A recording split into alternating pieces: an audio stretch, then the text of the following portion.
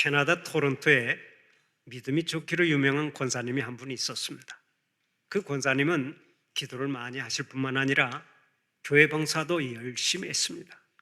그런데 이 권사님은 목사님이 설교를 할 때마다 성경에다 설교 날짜와 본문 구절, 설교 제목을 일일이 기록하는 습관이 있었습니다.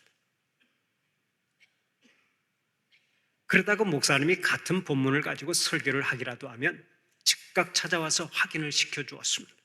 목사님, 오늘의 설교는 몇 년, 몇 월, 며칠, 주일 낮 예배 때 이런 제목으로 이미 하셨는데 오늘 또 똑같은 본문으로 설교를 하셨습니다.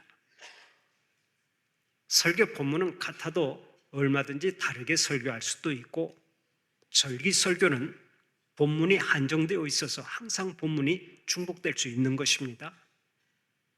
그런데 그 권사님은 항상 같은 본문만 나오면 지적을 하면서 스트레스를 주었습니다. 목사님이 몇 번 그 일을 당한 후에 얼마나 신경이 쓰이든지 설교 때만 되면 그 권사님의 얼굴이 떠올랐습니다. 그리고 강단에 서서 설교를 하다가 그 권사님이 뭔가를 기록하면 오늘 또 설교 제목과 날짜를 쓰는구나 하는 생각에 주눅이 들어서 설교를 제대로 하지 못했습니다. 스트레스를 받게 된 목사님이 고민을 하다가 어느 날부터 이렇게 기도하기 시작했습니다. 하나님 아버지, 아무개 권사님 때문에 신경이 쓰여서 설교를 제대로 못하겠습니다. 스트레스가 이만저만이 아닙니다. 제발 그 권사님이 성경 좀 잃어버리게 해 주시옵소서. 그러던 어느 주일날 그 권사님이 황급히 목양실로 들어오면서 이렇게 말했습니다. 목사님, 제 성경이 없어졌어요. 교인들에게 광고해서 제 성경 좀 찾아주세요. 그때 목사님이 그 얘기를 듣고 즉각 마음속으로 감사의 기도를 드렸습니다. 하나님 아버지, 드디어 저의 기도가 응답되었군요. 감사합니다. 그런데 부탁이 하나 또 있습니다. 그 권사님이 절대로 성경을 못 찾게 해 주시옵소서. 목사님의 기도가 응답되어서 그랬는지 그 권사님은 지금까지도 성경을 찾지 못하고 있다는 얘기가 있습니다. 여러분, 오늘 여러분은 교회에 왜 나오십니까? 교회에 나오는 첫 번째 이유는 하나님께 영광 돌리기 위해서 나옵니다. 예배를 통해서 영광 돌리고, 찬송을 통해서 영광 돌리고, 기도를 통해서 영광 돌리고, 설교 말씀을 듣고 영광 돌리고, 모든 봉사와 교제를 통해 하나님께 영광 돌리기 위해서 교회에 나오는 것입니다. 다음으로 교회에 나오는 두 번째 이유는 은혜 받기 위해서입니다. 교회는 은혜의 집입니다. 하나님께서 은혜 주시기로 작정하시고 교회를 세우셨습니다. 그러므로 교회에 나오면 무조건 은혜를 받아야 합니다. 교회에 나와서 은혜 받지 못하고 돌아가는 사람처럼 불행한 성도는 없습니다. 교회에 나오면 어느 때나 어떤 상황이든 무조건 은혜를 받아야 합니다. 그래서 한 시편 기자는 시편 84편 10절 11절에서 이렇게 노래하고 있습니다. 주의 궁정에서의 한 날이 다른 곳에서의 첫날보다 나은즉 악인의 장막에 사는 것보다 내 하나님의 성전 문지기로 있는 것이 좋사오니 여호와 하나님은 해요 방패이시라. 여호와께서 은혜와 영화를 주시며 정직하게 행하는 자에게 좋은 것을 아끼지 아니하실 것임이니이다. 악인의 장막은 집이 좋지 않아서 싫다는 말이 아닙니다. 악인의 장막은 은혜가 없어서 싫은 것입니다.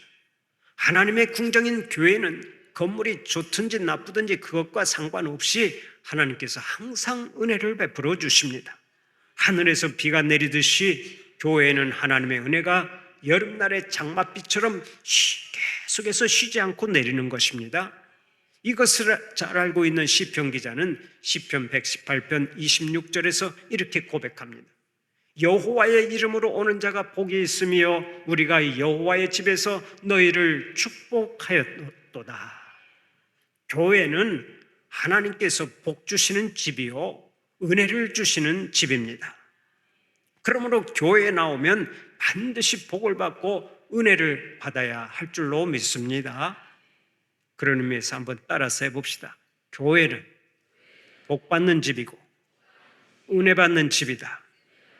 교회에 나오면 무조건 은혜를 받아야 한다. 아멘입니까? 사랑하는 우리 성도들은 교회 나올 때마다 은혜를 많이 받는 자들이 되시기를 축원합니다. 구름은 비를 뿌리지 않고 지나가는 때도 많습니다. 그러나 우리 하나님께서는 교회에 반드시 은혜의 비를 내려주십니다.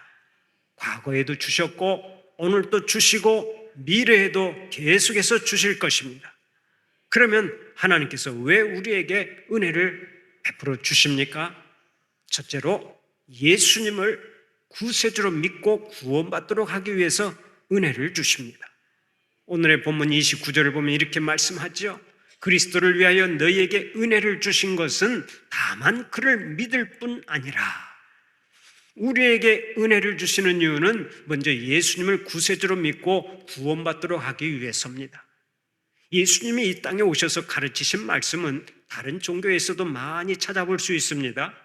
예를 들어서 자비를 베풀어라, 서로 사랑하라, 서로 용서하라, 서로 화목하라, 약한 자를 배려하라, 선을 행하라 라고 하는 얘기는 다른 종교에서도 많이 강조하는 교훈입니다. 그러니까 이런 가르침은 예수님이 아니라도 다른 데서 얼마든지 들을 수 있는 것이고 또 다른 데서 듣지 않더라도 우리 스스로가 생각할 수 있는 것들입니다.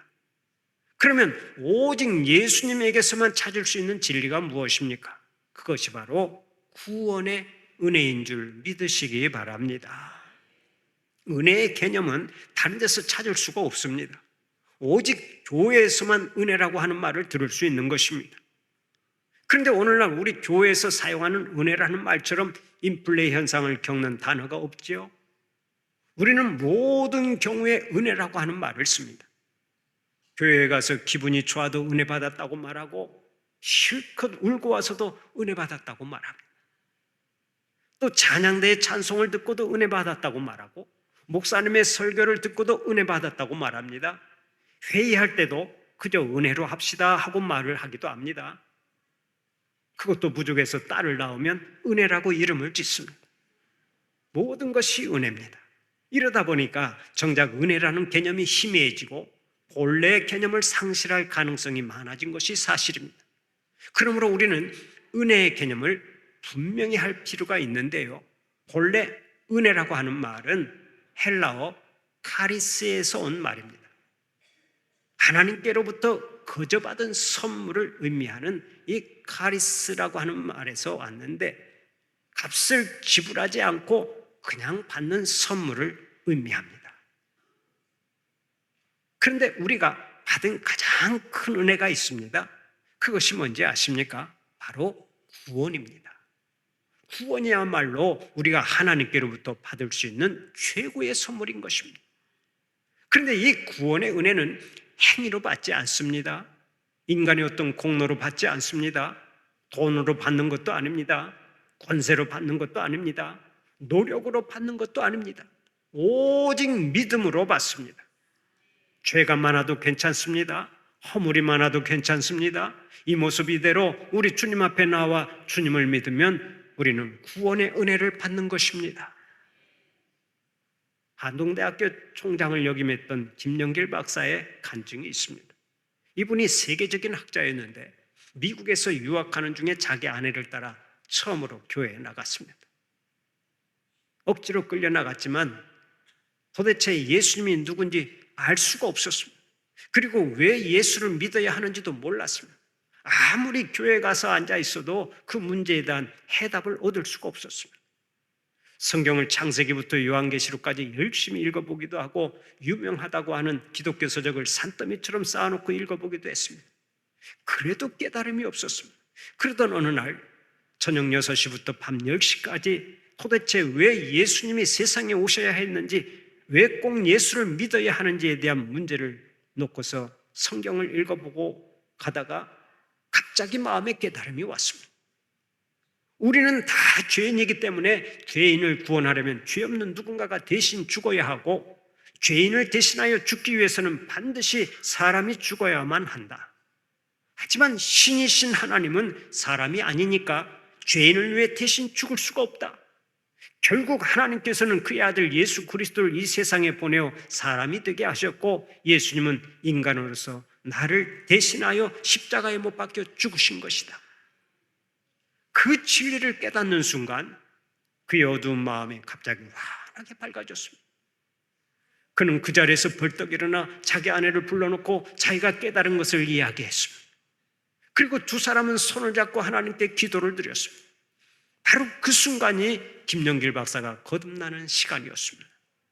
그 다음날 아침에 김영길 박사가 출근하기 위해서 자동차의 핸들을 잡았는데 하늘이 완전히 달라 보이는 거예요. 자기가 보는 하늘이 그 전에 보았던 하늘이 아니었습니다. 얼마나 아름답고 푸른지 말로 표현할 수가 없었습니다. 길가의 가로수도 그 전에 보았던 가로수가 아니었습니다. 길가의 가로수가 전부 다 춤을 추면서 하나님을 찬양하는데 그렇게 아름다울 수가 없었습니다. 모든 것이 새로워졌고 모든 것이 아름답게 변했습니다. 이 세상이 곧 새하늘과 새 땅이 된 것입니다.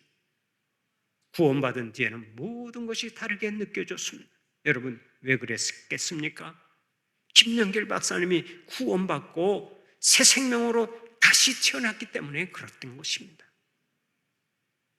예수 믿고 구원받은 자는 더 이상 이 땅의 사람이 아닙니다. 모두가 하늘나라에 속한 천국 시민이 되는 것입니다. 그래서 신분이 완전히 달라집니다. 한 사람 한 사람이 성령의 전이 되고 죄와 사망의 법에서 해방되는 복을 얻습니다. 그뿐 아닙니다. 심령 깊은 곳에서 기쁨이 터져나옵니다. 감사가 넘쳐서 찬송하지 않을 수 없게 되는 것입니다. 하나님의 은혜로 있을 데 없는 자 왜 구속하여 주는지 난 알 수 없도다. 그 크신 하나님의 사랑 말로 다 형용 못하네. 나 같은 죄인 살리신 주 은혜 놀라워. 이런 찬송들이 계속해서 터져 나오는 것입니다. 이러한 찬송이 오늘 여기 계신 우리 성도들의 신앙 고백이요 찬송이 되시기를 바랍니다. 구원의 은혜를 덧입고 날마다 하나님을 찬송하며 살아가는 여러분들은 이미 인생 최대 복을 받은 자들인 것입니다. 두 번째로, 주를 위해 고난을 받도록 하기 위해서 우리 하나님께서 우리에게 은혜를 주십니다. 오늘의 본문 29절을 보면 이렇게 말씀하죠. 그리스도를 위하여 너희에게 은혜를 주신 것은 다만 그를 믿을 뿐 아니라 또한 그를 위하여 고난도 받게 하려 하심이라. 이 말씀이 무슨 뜻입니까? 고난이 그리스도께서 주신 은혜라는 것입니다. 우리는 은혜라고 하면 항상 좋은 것만 생각합니다. 구원받고 건강하고 일이 잘 되고 자식이 잘 되고 물질적으로 크게 복을 받으면 그것이 은혜라고 말합니다. 그러나 그것들만이 은혜가 아닙니다. 때로 고난받는 것도 은혜입니다. 여러분, 왜 고난이 은혜입니까? 주 안에서 받는 고난은 우리를 더욱 성장시키고 성숙하게 하는 하나님의 도구가 되기 때문에 그렇습니다. 그리스도인들은 그리스도를 인격적으로 신뢰하고 의지하고 끝까지 주님을 따라갑니다. 맡겨주신 사명에 충성을 다합니다. 하나님의 뜻을 이루기 위해서 전력 질주합니다. 그러다 보면 우리 주님처럼 고난을 받기도 하고 자연스럽게 주님의 고난에 동참하는 자가 되기도 합니다. 그렇다면 주님을 위해서 당하는 고난 역시 은혜가 아닐 수 없습니다. 우리가 이것을 잘 알아야 신앙생활을 하면서 시험에 들지 않는 것입니다. 미국에 헤롤드 쿠시너라고 하는 유대인 랍비가 있었습니다. 그런데 그의 아들이 조로병에 걸려 어린 나이에 죽습니다. 그러자 그 슬픔을 달래기 위해서 착한 사람이 왜 고통을 받습니까? 라는 책을 썼습니다. 거기서 그는 하나님이 고통을 다스릴 능력이 없기 때문에 착한 사람이 고통을 받는다고 결론 지어버렸습니다. 얼마나 마음이 참담하고 슬펐으면 그렇게 말했겠습니까? 이처럼 이유도 모를 불행과 고난은 우리를 당황하게 만들고 하나님의 사랑과 전능하심을 의심하게 만듭니다. 때로는 극단적인 회의 속으로 몰아가기도 합니다. 왜 그렇습니까? 그 이유는 착한 사람이나 하나님을 잘 믿는 사람은 고난에서 면제될 것이라고 하는 기대치가 무너져 버리기 때문입니다. 그러면 하나님을 잘 믿는 사람은 일체 고난 없는 인생을 살아야 합니까? 성경은 그렇다고 말씀하지 않습니다. 우리나라 성도들은 흔히 순종하면 복을 받지만 불순종하면 고난을 당한다라고 하는 인과응보적인 신앙에 익숙합니다. 물론 그것이 그릇된 것은 아닙니다. 그렇다고 해서 그것이 완전히 옳은 것도 아닙니다. 성경적인 인과응보의 원리는 보다 궁극적이고 종말론적인 것이어서 현실에서는 전혀 맞지 않는 경우가 많기 때문입니다. 실제로 예수 잘 믿는 사람도 이 땅에서는 고난받는 경우가 많지 않습니까? 대표적으로 구약의 욥과 신약의 사도 바울을 들 수가 있습니다. 그들이 얼마나 많은 고난을 당했습니까? 수도 없이 고통하고 아파하고 괴로워하고 순환을 많이 당했습니다. 그러면 예수를 잘 믿는 성도들이 왜 고난을 당합니까? 예수를 잘 믿으면 고난받는 것이 필연이기 때문에 그렇습니다. 사람들에게는 예외 없이 안정 욕구가 있습니다. 건강이나 환경의 문제로 불안해지는 것을 꿈꾸는 사람은 없습니다. 다 평안을 원하고 안정을 원합니다. 그래서 우리는 하나님께서 주시는 복을 구하되 먼저 평강의 복을 간절히 구합니다. 그런데 우리가 살고 있는 이 세상이 어떻습니까? 이 세상은 하나님의 뜻을 거스르는 인간의 죄악과 더러운 욕망으로 꽉 차 있습니다. 결국 이러한 세상에서 하나님의 뜻대로 살려고 하는 사람은 오히려 고난을 많이 받고 어려움을 겪을 수 있는 것입니다. 그런 의미에서 예수를 잘 믿는데도 고난이 찾아오면 너무 놀라지 마십시오. 드디어 올 것이 왔구나 하고 고난과 담대히 싸워 이기는 자들이 되시기를 바랍니다. 고난을 축복으로 바꾸는 자들이 되시기를 축원합니다. 우리가 베스트셀러라고 하는 말을 많이 듣습니다만은 이 말은 많이 팔린 책이라는 뜻입니다. 그런데 롱셀러라고 하는 말이 있습니다.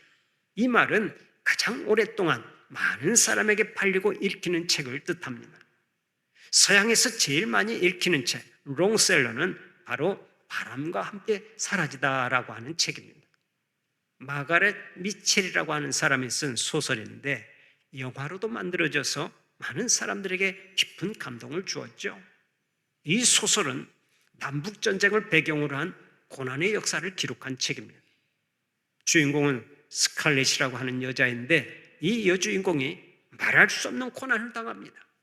육체적으로, 정신적으로, 물질적으로, 가정적으로 많은 고난을 당하고 파란만장한 삶을 살아갑니다. 그러나 그녀는 낙심하지 않습니다. 그래서 원작의 책 제목을 Tomorrow is another day라고 지으려고 했다는 것입니다. Tomorrow is another day. 이 말을 번역하면 내일은 또 다른 내일이다라는 뜻입니다. 무슨 얘기입니까?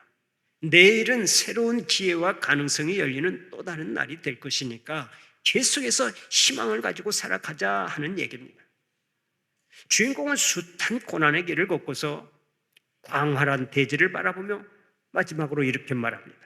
내일은 또 다른 내일이다. 이 말을 의역해서 이렇게 번역하기도 합니다. 내일은 내일의 태양이 뜬다. 바로 이 말 한마디가 바람과 함께 사라지다를 롱셀러로 만든 것입니다. 바로 이것처럼 바울은 자신이 하나님의 경륜 속에 있기 때문에 내일에는 내일의 해가 뜰 것이라 믿고 살았습니다. 그래서 그는 그 믿음으로 모든 고난을 이기고 세계를 복음으로 뒤집어 놓았던 것입니다. 성도들이 하나님의 자녀가 되는 특권은 분명 은혜의 선물입니다. 그런데 그 은혜는 주님을 전적으로 믿는 것과 주님을 위해 고난받는 것을 다 포함하고 있습니다. 그러므로 지금 여러분이 주님 때문에 고난을 받고 있다면 그것은 대단한 영광이요 특권인 줄 믿으시기 바랍니다. 주님 때문에 남들보다 더 힘들고 어려운 십자가를 지고 있다면 그것이 나에 대한 하나님의 신뢰가 남다르다는 것이고 나의 믿음을 인정하셨다는 얘기입니다. 편한 길로만 가고 쉬운 것만 추구하는 것은 진짜 은혜 받은 사람의 모습이 아닙니다. 은혜 많이 받았습니다라고 하는 말은 나는 고난받을 준비가 되어 있습니다라는 뜻이 담겨 있는 거라고요. 어느 장군이든지 자기 부하 가운데 가장 우수하고 믿을 만한 사람에게 제일 힘들고 어려운 일을 맡기는 법입니다. 힘들고 어려운 일을 맡긴다는 것 자체가 이미 그 사람을 신뢰하고 인정한다는 뜻이 아니겠습니까? 사랑하는 우리 성도들은 주님을 위해서 받는 고난이 크면 클수록 더 큰 자부심을 가지고 고난을 잘 극복하는 자들이 되시기를 바랍니다. 마지막으로 영적 싸움에서 이기도록 우리 하나님께서 우리에게 은혜를 주십니다. 오늘의 본문 30절을 보면 이렇게 말씀합니다. 너희에게도 그와 같은 싸움이 있으니 너희가 내 안에서 본 바요 이제도 내 안에서 듣는 바니라. 우리가 은혜 받고 말씀대로 살아가려고 할 때 꼭 알아야 할 것이 하나 있습니다. 그것이 바로 우리 앞에는 항상 영적 싸움이 있다는 사실이 그것입니다. 우리가 예수 믿고 구원받은 사람이 되었다고 해도 우리를 대적하는 세력은 반드시 있습니다. 우리를 넘어뜨리고 멸망시키려고 하는 사탄의 세력이 있는 것입니다. 그러므로 우리는 항상 깨어서 이 사탄의 세력과 싸워 이겨야 합니다.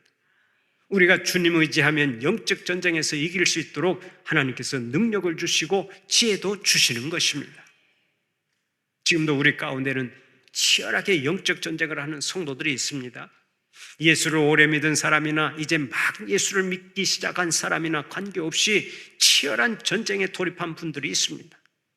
그러나 어떤 자리에서 어떤 전쟁을 하든지 전쟁에서는 반드시 이겨야 될 줄로 믿습니다. 물론 싸움이 어려울 수도 있습니다. 그래도 이겨야 합니다. 전쟁의 승자와 패자는 하늘과 땅 차이가 나고 무엇보다 생사의 문제가 달려있기 때문입니다. 신앙생활을 오래 한 성도들은 사실 영적인 싸움을 민감하게 느끼지 않을지 모릅니다. 그러나 이제 막 예수를 믿기 시작하는 분들은 교회에 나오는 것 자체도 힘들 정도로 싸움이 치열합니다. 이번 주일에는 꼭 교회에 나가야지 하고 마음을 먹었는데 막상 주일이 되면 교회 나가지 못하게 하는 일들이 막 생겨납니다. 갑자기 생각지도 않은 손님이 찾아오기도 하고 멀쩡하던 배가 갑자기 아프기도 하고 한 주간 잘 지내오다가 하필이면 주일 아침에 부부싸움이 일어나기도 합니다. 그러니까 우리는 주일 아침을 조심해야 되는 거예요. 또 주일에 교회를 가려고 하는데 차가 시동이 걸리지 않는 경우가 있습니다. 그때 믿음이 없는 사람은 이것은 주님께서 교회에 가지 말라고 하는 사인을 주시는 거야. 오늘은 교회에 가지 말자 하고 그냥 주저앉습니다. 그리고 집을 나서려고 하는데 전화가 와서 발목을 붙잡는 때도 있습니다. 이런 경우에 대개의 새신자들은 그냥 주저앉습니다. 그러나 여러분, 바로 그것이 영적인 싸움이라고 하는 사실을 알아야 합니다. 사탄은 자신의 종노릇 하던 자가 예수 믿고 주님의 자녀가 되어 사는 것을 절대로 좋아하지 않습니다. 그래서 어떻게 해서든 방해하려고 노력을 하는 거예요. 우리를 대적하려고 합니다. 그런데 우리가 그 싸움에서 지면 되겠습니까? 예수의 이름으로 이겨야 될 줄로 믿습니다. 예수의 이름으로 명하노니 사탄아 물러가라 하는 이런 명령 기도로 사탄을 이겨야 될 줄로 믿습니다. 그리스도인들에게는 차원이 다르지만 모두 다 어떤 영적 싸움이 있습니다. 초대교회 교인들에게도 그런 싸움이 있었어요. 그때 바울이 빌립보 교인들에게 이렇게 말했습니다. 무슨 일에든지 대적하는 자들 때문에 두려워하지 아니하는 이 일을 듣고자 함이라. 이것이 그들에게는 멸망의 증거요 너희에게는 구원의 증거니 이는 하나님께로부터 난 것이라. 초대교회 시대에는 그리스도인들을 대적하는 것이 박해로 나타났습니다. 단지 예수 믿는다는 이유로 원형 경기장에서 사자밥을 만들기도 하고 화형을 시키기도 했습니다. 그들은 그리스도인들이 벌벌 떨고 두려워하는 것을 기대했습니다. 제발 살려주라, 이제 예수 안 믿겠다 하고 사정사정하는 모습을 기대했습니다. 그런데 초대교회 교인들은 그들을 두려워하지 않았습니다. 사자밥이 되면서도 웃으며 기도하고 찬송하면서 죽음을 맞이했습니다. 죽어가면서도 두려워하지 않고 웃는 모습을 보던 박해자들이 어떤 생각을 했겠습니까? 사도 바울은 초대교회 교인들의 믿음이 대적하는 자들에게는 멸망의 증거요 그리스도인들에게는 구원의 증거라고 말씀합니다. 두려워해야 할 자리에서 두려워하지 않고 오히려 담대히 복음을 증거하는 것, 그것이 하늘나라 시민답게 살아가는 당당한 모습이라고 말하고 있습니다. 그렇습니다. 은혜 받은 성도는 영적 싸움에서 반드시 이겨야 합니다. 그런데 그것은 내 힘으로 할 수 있는 것이 아니죠. 나의 노력이나 나의 결단이나 나의 경험만 가지고 그런 자리까지 갈 수 있는 것이 아닙니다. 하나님께서 주시는 힘과 은혜로 우리는 승리할 수 있습니다. 그래서 사도 바울은 오늘의 본문에서 이렇게 강조합니다. 이는 하나님께로부터 난 것이라. 하나님께서 주시는 능력으로만 가능하다는 얘기입니다. 하나님께서 주시는 은혜로만 우리는 두려워해야 할 자리에서도 두려워하지 않고 당당하게 구원의 소식을 선포할 수 있는 것입니다. 오늘도 하나님께서는 우리에게 은혜 주시기를 원하십니다. 그 은혜는 예수 그리스도를 믿고 구원받아서 하나님의 자녀가 되라는 뜻인 동시에 예수 그리스도를 위하여 기꺼이 고난을 받고 어떠한 싸움에서도 이기라는 것입니다. 은혜로 구원받은 천국 백성답게 범사에 승리하고 주님의 영광을 위해서 끝까지 십자가를 지고 가는 여러분들이 되시기를 간절히 축원합니다.